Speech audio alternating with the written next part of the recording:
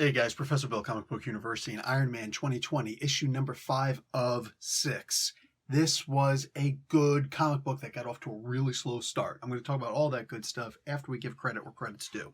So we've got writers Dan Slott and Christos Gage, art and covers by Pete Woods. Dude just walks in, like drops his pants and says, I'm going to draw with this, and everybody's like, okay, I'll buy it. So like the dude just kills it on this, man. Freaking fantastic. There are variant covers for this. I don't even know why anybody tried. Whatever, man. Like this first cover was fantastic. VC's Joe Carabagna, of course, did the letters, and Carlos Lau did the graphic design. Bing da bang da boom. Special thanks to Tom DeFalco, Herb Trimpe, and Barry Windsor Smith. Okay, I love when I see stuff like that. And of course, Iron Man was created by Stan Lee, Larry Lieber, Don Heck, and the original design for the gray armor Iron Man was actually Jack Kirby. Okay, so the first 4 pages of this are just a repeat of what we already know and what we've already seen. Plus, there's the prologue, the preamble that I usually call it, that we didn't need both, but I guess it was a way of wrapping things up. So it was a really soft way of doing it. I didn't like it at all, but once you get to that 5th page, all of a sudden it's like, oh shoot, and it just keeps going from there.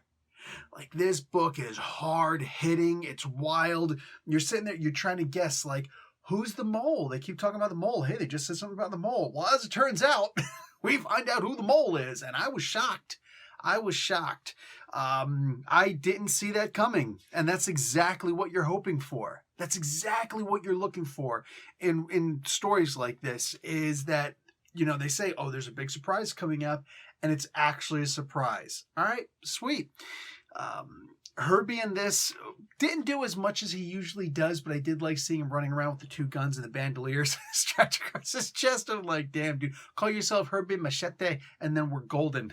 Like, that's it, done. And then make a one-shot of just Herbie like that, calling himself Herbie Machete. And then maybe do a second one, Machete Goes to Space. That's what I want to see. We get Tony Stark in here, and we get... so he comes back, Tony Stark is back, full body and everything, and we also get a new armor, kind of. You see it on the front cover. Look, man, there may be the complaint that he comes back and it's like, oh, he's just, you know, he comes back and all of a sudden everything, but he could have figured this stuff out before. Yeah, but he didn't have his confidence. Look, one of the things that make me say that Tony Stark is simply not a hero, all right, in the comics, not in the you MCU dudderheads that don't know anything about the comic books, don't come at me, all right? I'm not talking about the MCU. I'm talking about in the actual comics. One of the reasons that makes him not a hero is his ego. His ego is way too big for him to ever truly be an actual hero. A couple self-sacrifices here and there don't equate to that level of narcissism.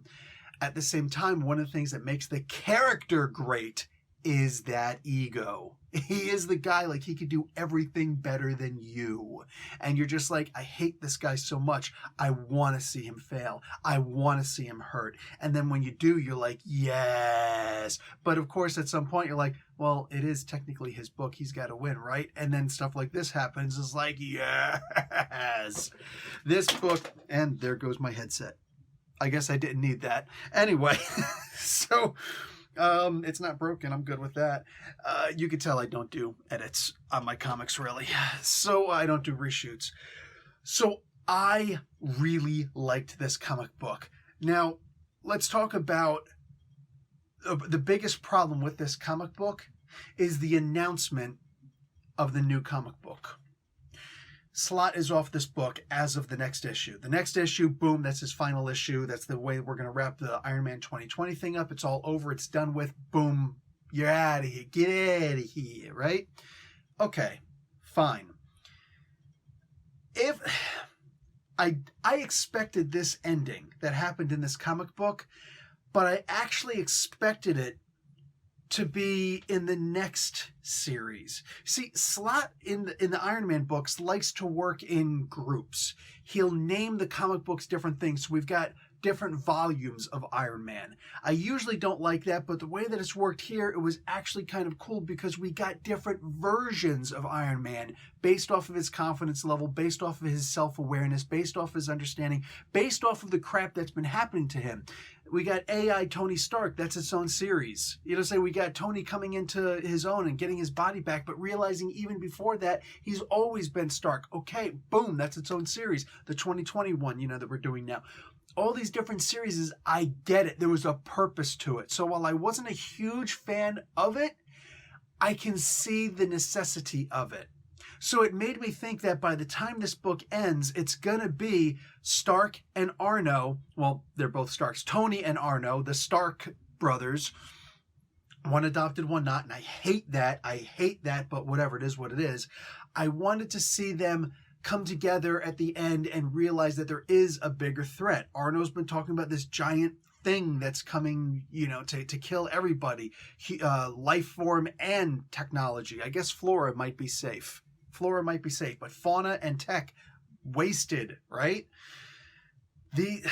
So I figured that was the way that this was all going to end, that they said, this is coming. So now we need to fix this.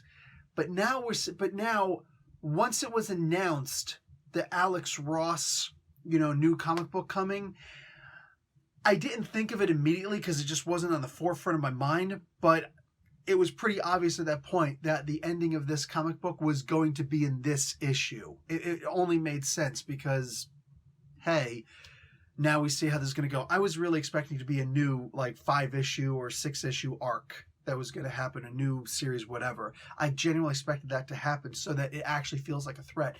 Now, I don't know how this is going to come out. Maybe Slott and Gage can pull this off where it's going to be really epic. I don't know. But having this ultimate threat, the reason for Arno's existence and everything to happen, and it's all going to be resolved, or at least it seems like it's going to be resolved in one issue, that seems a bit much to me. I'm not particularly fond of that, but it is what it is. It just, in general, it is what it is. So that's pretty much the way this is going to end. I'm not happy at that, but I haven't read it yet, so we'll see. It could still be epic. I'm going to read it, of course. I'll see what's up. I just want to go back to the idea of the art in here. You had 2 writers on this book. You had 1 artist on the entire book. And then you had the letter just coming in. It's like, I'm going to make it cool too. And he does. Caramagna, was it? I think it was, yep, Joe Caramagna. But Pete Woods just comes in here, man, like the biggest freaking porn star on the face of the planet. I know I'm making this joke a second time, but you really have to give credit. The things that happen in this comic book would have fallen flat AF if it wasn't for this art. And Home Slice comes in here and he does the pencils, he does the inks, he does the colors. And that's impressive as hell. The most previous book I just read was Cable. I actually keep them in an order. I just read Cable #1 where Nolan Woodard is on this, and I said pretty much the same thing. But I've been talking about Pete Woods in this run more and more, and this issue's like it's just too much consistency for me that he's just killing it in this. Dude, Pete Woods is going to be that guy. If Marvel doesn't get smart and give this guy more money or whatever like they need to do to keep this dude satisfied, he's going to take that to DC. DC is quick. They're not good with making new talent as far as I can see.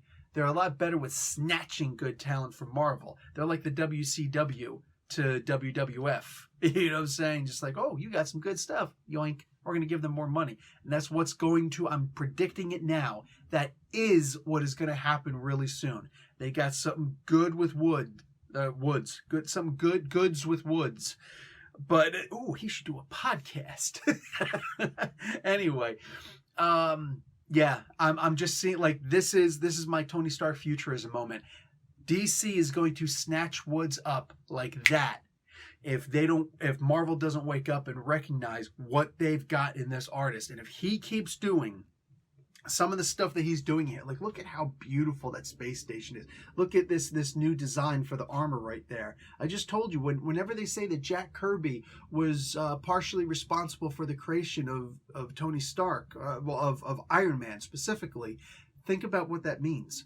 The only thing he did to contribute was make that cover of issue number 38 of Tales of Suspense, I think that was. It was a beautiful cover. It's an iconic cover. It's an amazing cover. He made the design for that character, and then they painted it and changed it almost entirely. They made it a second mark. I know some people say it's the same thing as just a paint job. No, reread that comic book, issue number 39. There were a lot of changes made to that armor. It is the second mark of the armor. It's the second model of that armor. But the original Kirby design, it was literally used for one issue, and it's a very small issue. There's other stories in there. Just whatever. You get what I'm saying?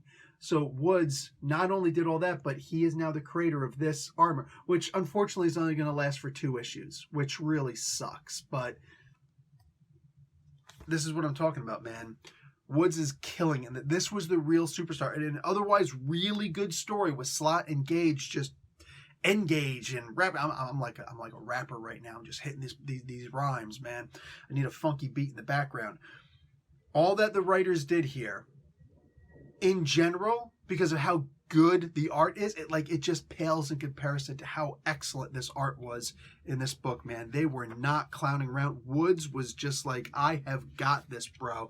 Just, man, is what it is. That's going to be it. That's all that I really got to say about this comic. I literally just left everything on the table about this comic book, man. There's a lot in here. So first appearance of a new armor. Is it going to matter?